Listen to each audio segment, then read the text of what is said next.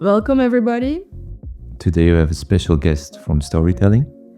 This is our very first episode, and this is Elena, and she will give you a little introduction of herself. Yeah. Well, I'll start by saying that I'm a 2D animator and visual storyteller from the seaside area of Romania. I'm 25 years old. And I've always had an inclination towards art. I started out by copying the cartoon characters I saw on TV as a child. And this kind of foreshadowed my interest in pursuing animation as a career later on. Let's start with animation, because right now you're studying graphic storytelling at LUCA. It's a master, right? Yeah. But what was it exactly that you did in animation? It was a bachelor, or what was it? Yeah, I did bachelor in animation, and previous to that, I studied mural art for 4 years. But while I was in high school, I was already involved in different animation projects. And in this sense, I always thought about, okay, I kind of got the basics of this discipline. What's the next step? And yeah, this is how I came to study animation for my bachelor's. And my final project was Don't Let the Bedbugs Bite, which I also adapted as a comic during my preparatory year here at LUCA. Can we ask, what is it about? Oh yeah, it's the story about an elderly ballerina who reminisces her past via the old photographs in her bedroom. Is there any way that people can find it online if they are curious about it? Oh, not yet. I still have some iterations to make to it because I'm not quite pleased with how it turned out. Probably every artist that their work. Yeah, it was my first time working on such on a project that required an extended amount of time that you dedicate into. And I also worked with 2 dancers and a composer who made the music specifically for my film. Oh, that's crazy. And when was this when you started? I started the studies in 2020, and during my last year, in my 3rd year of the bachelor's, I did an exchange here at LUCA for a year. Well, that's how we end up here, let's say. So you chose graphic storytelling. You told me a couple of an hour ago or something that you were here on an exchange. Mm-hmm. And then you were like, oh, LUCA, that's interesting. Can you tell us a bit more about that? Yeah, but even before applying to LUCA, I talked with some students and they were really excited about the program. And when I arrived here, it was a cultural shock, I would say. What was your first impression? The people were really friendly. They really are there for you, I would say.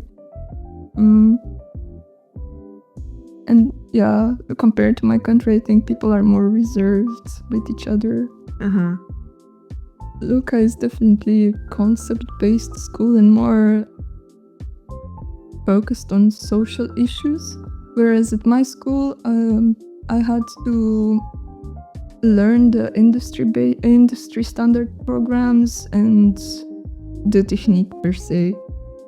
And it's also, they don't impose a specific program that you use for animation or even in graphic storytelling, we can do either analog or digital. There's no limit. I knew that in graphic storytelling I would learn more about the 3-act structure, different ways of telling a story, and because it's a hybrid of image and text, I had more options.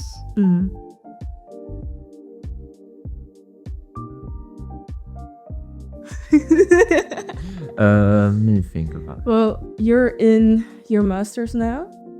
How long is it? Is it 1 year? Or is it 2 years or technically, I studied graphic storytelling for 2 years because I also did the preparatory the year before.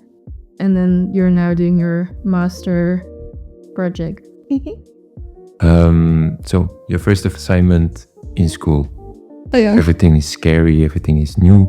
How did it go, and what was your end product? Can you show us? Well, it was.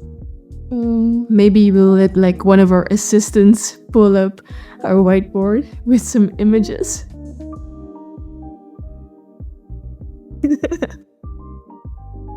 There you go. Tell us more about it, please. Yeah. So it's the 3 illustrations that you can see there. Which one? The top ones. The one with ribbons. It's one of my favorite assignments that I received here at LUCA. And it's about a guy who traverses the digestive system of a glass frog. What? I was inspired by Lady Lazarus by Sylvia Plath. Looks really cool. Yeah. And this is where I got to play with the layouting and the creative aspects of comics. Did you just start sketching and then you were like, oh, let's see where this is going? Or did you like already have an idea before you started drawing, like, I want this in this certain way on the paper? That's it? My process is quite iterative and college-like. I draw everything separately and then merge them together. I started by doing the sketches and the layouts traditionally in my sketchbook, scan them, and then arrange them digitally in Rita. How did you add the color? It was also digitally? Yeah, it was also digitally. So that one is a close-up of a vase, right? Yeah. Can you show the camera, please? Oh, I didn't even see it yet. Yeah. This one is a close-up of this piece that I did during Inktober. I think you can also flip the board. Yes. Let's see what's here. What's hidden behind? What's hidden? You told your story about the one on the right. Can you tell it again? Like the overall theme and how you were inspired by it? Yeah, well, in the past years I've been very influenced by the Art Nouveau and the artistic expressionist styles. It binds to it always, or like, do you want to always bind it at like Art Nouveau, or is it like automatically you choose the sort of theme? It's automatic for me, but I can do it.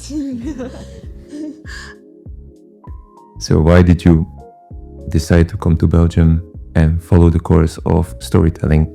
Like you said before that you wanted to like expand your knowledge of like bring something to like the public, like the people who are watching or reading your stuff. But is there also like anything else that influenced you to actually choose and like actually make the decision to come here and study graphic storytelling?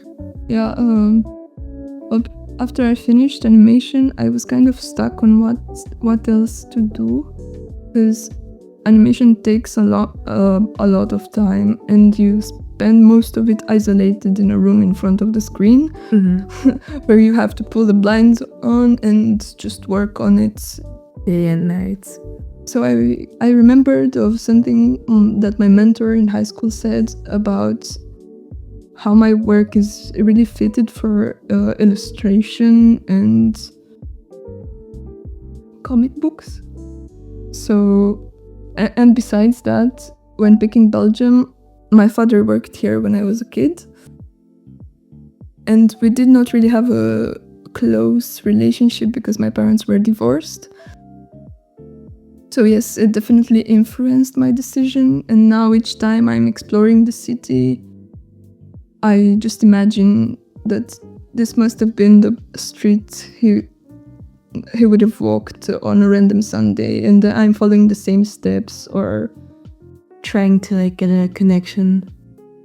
Yeah, following someone's footsteps and like make your own story about it, I guess. It's interesting. and it's also, and now I realize that it ties to my master project about the trombonist who, because he's unsatisfied with his career, he stumbles upon a poster of a jazz bar that is looking for musicians to boost their careers, or it's sort of like a competition. And during the first sequence, he meets his rival from his youth that is now very based in the industry. And he gets this sense of jealousy that he did not succeed in his career, and receives these illusions of grandiosity as he explores the city. So it becomes sort of like a mythological chessboard. Yeah, looking forward to see it. Yeah, Like the end. definitely. Do you have like already, have you been imagining like certain scenes for your book, or is it only like written down right now? But because I start with the script most of the time, well, I have a lot of text in my sketchbooks, but also character designs. So, for example, this would be the poster that he randomly sees on the street, which is an Easter egg for the ending. At the end, he transforms into a golden statue, a sort of a cathartic ending to it.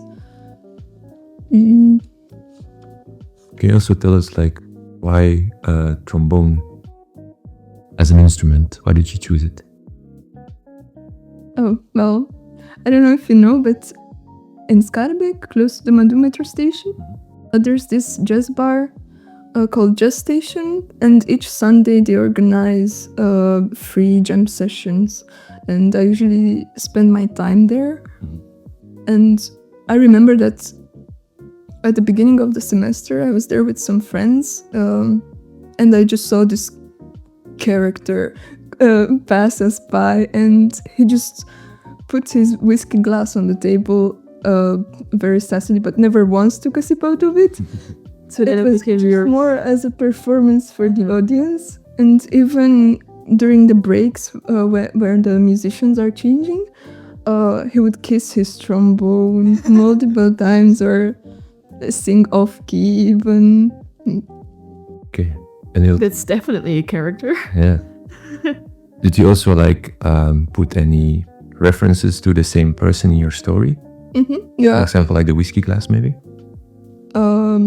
At the moment, my storyboard isn't in a developed stage, but the character looks very similar to the guy, so the jazz bar. Yeah. So if he were to like find it sometime like whenever your stuff gets published or something, he might see himself in the book. Is it possible? Yeah. Or will be like, oh, that's me. I saw him there multiple times, so I think that once my book is finished, I will definitely go there and present it to him. I think he would like it. Anyways, we'll move on. I have a question for you about graphic storytelling. Is there something that like really stands out to you about the course? Like specific ways of teaching certain... Just the way that the assignments get like handled, the way they give an assignment to you and the way you need to like make something out of it. Usually it's pretty specific. We are given a technique, or for example, last year we experimented a lot with risoprinting or other analog techniques that were free to choose from. For example, some classmates did lithography or acrylic painting or... What did you do? I did Rizzo. And it was actually this assignment that I first experimented with that technique. Did you like it? Yeah. I enjoyed the process so much that after my bachelor, I did another comic that also delved into themes of obsession. And I spent 6 or 7 sessions in the printing lab at LUCA in Ghent. Just because I wanted to learn more about it. And I think that by now I think I'm kind of mastered this discipline. Nice. I mean, yeah.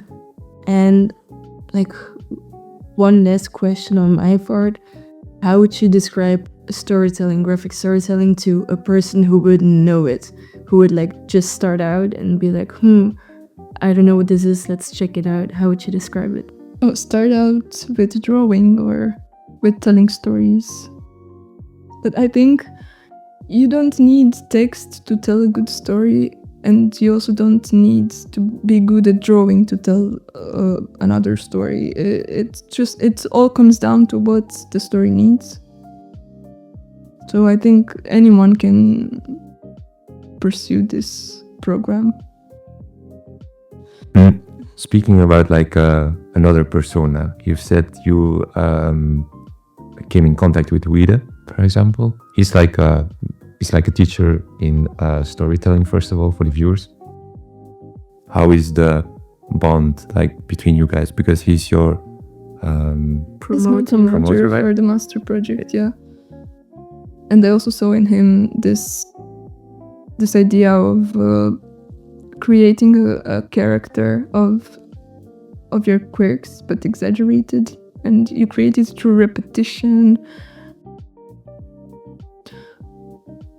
And we also have some similar themes in our works. And in a way, I like to think to myself that we picked each other, because in the beginning of the semester you have to list a few of the professors that you would like as a promoter for your project. And he was my first pick. In this sense, when I'm thinking about my thesis, I'm also studying my promoter.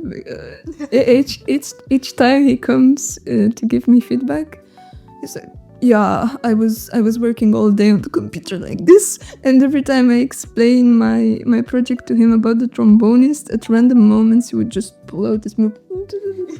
And yeah, I couldn't have imagined a better tutor. No. He's full of character. Yeah. And we can definitely say that. Okay, also maybe like describe how does it work? Because I don't know how you get to choose your promoter, first of all. Do they like present themselves first off? Yeah, we have... You get a list of like all the people, like all the teachers who want to be a promoter, and then you can make your choice? Yeah, they present themselves and you get more formal information by email. But what you have to do is make a presentation of your past works, what you'd be interested in exploring, ideally some thumbnails or finished images of what you'd like to do for your masters, and then you have to pick a promoter from the list, and they also pick themselves some students that think they can correlate with. Mm-hmm. So that way it's all perfectly individually. And we have such a diverse team of professors that there is no one that doesn't have their preferred option. Everyone gets their match. It's important. For example, I'm more into magical realism, but I have some classmates that would like to do more absurd stuff or complex narratives with multiple points of view. And there's a professor for each of those necessities. Did you also have courses about storytelling? Yeah. Technical Yeah. In the preparatory year, you get to pick an elective called storytelling. But now I only had available visual storytelling, in which more or less we studied the same things, but the audio parts were also included. We had more examples from cinema, and I think both courses are, in my opinion, mandatory. Mm-hmm. You told us a bit about you crafting your persona. Can you tell us a bit more about that? Oh yeah, there are periods of time in my process where I feel like I'm good where I am right now. I'm proud of my work and I'm able to talk about it, present it proudly in front of on social media even. And then I switched to developing my own person, gathering hobbies, interests, doing different activities to get out of my comfort zone that gather up. And so, is this one of your things that you are doing to get out of your comfort zone, this podcast? Yeah, well, once I came to Belgium and I wasn't so knowledgeable about the events or diverse activities that I could do outside of school. Yeah, I just started applying to different... I did 2 art fairs where I sold my work that I made in school here, which is something I advise the other students to do as well, because printing is quite expensive and get that money. It's also so true. It's also not once you graduate. There are obviously some job opportunities, but I don't think they're so well paid, or you need to gather up more experience for certain positions. Do you feel like there's a lot of pressure on like graduating and then getting a job? It depends, but because like you did a lot of like yeah, programs, like you have a lot of background.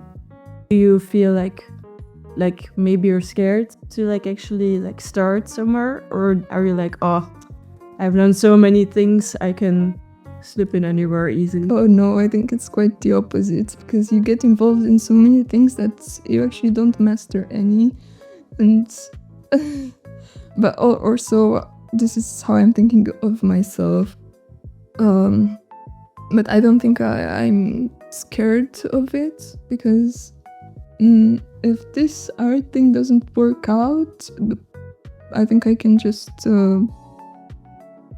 start on this technical path for a couple of years until I get financially stable, and then come back to comics and animation.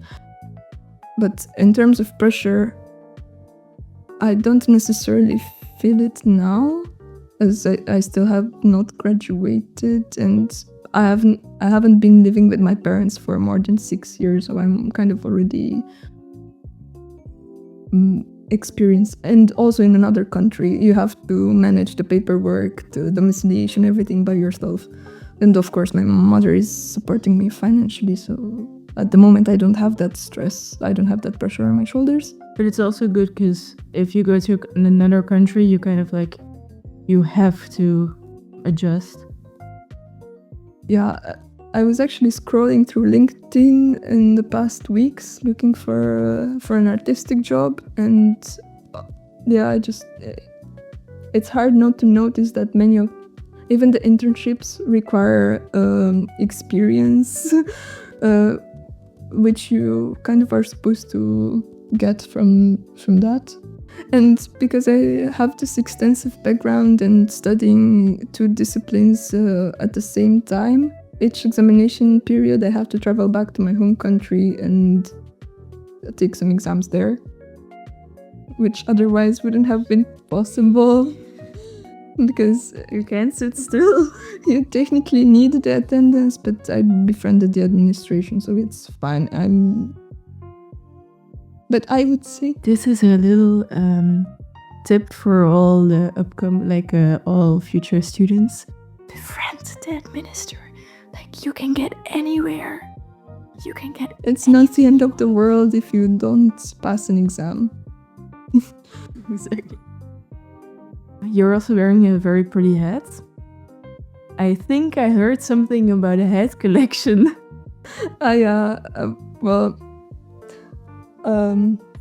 When I felt like my work was developed at a level that I felt proud of showing it, I was thinking of when I'm presenting my works, I don't want to look out of place when I'm next to them. And this style also integrated into how I dress from day to day. And I was walking one day through Decathlon and found a gorgeous magenta fisherman's hat that I'm wearing to this day. But I even have 2 identical pairs because I was too scared that the original one would get damaged and then, oh no, my whole identity would crumble. Who am I? But yeah, I started collecting hats and I would feel out of place without it on my head. It brings me reassurance. Is there any particular reason why you chose this hat today for this episode? Not necessarily, but I would have thought for a first impression, the huge diameter of the other hat would have put you off or the audience. But yeah, I would say it's helping me get recognized in the campus or at art fairs or other artistic events. So it's part of what I'm interested in. Well, guess we can kind of end the podcast here. I have one last question. If you could change one thing about graphic storytelling, what would it be? About the course here at LUCA? What bothered you the most? I think it's in regards to the feedback we receive, because as I appreciate that it's very direct, it takes a lot of work to get there and you don't know in which direction. I mean, you are given the result, the expectation, but not... It can be challenging to find the right path, or the push to get on the right path. And maybe it's just that it might take a while to get there and you do it by yourself. Anyways, I think this was it. Yes. I hope you learn a lot about graphic storytelling. This was about the master. This is Elena. A huge thank you to her. I thank you for having me here. You're biting off the tip, so we'll be thankful forever, I think. I hope there will be more about storytelling, first of all, because we still have bachelor. We have other students that are super interesting as well. Other courses, of course. And they will be all very soon, hopefully. Yeah. Also, if you're interested in joining our podcast, you can always register on our Google form, which you can find on our socials and also on our profile on YouTube. Anyways, this was it. Thank you for listening to us, and hopefully we'll see you next time. Woo!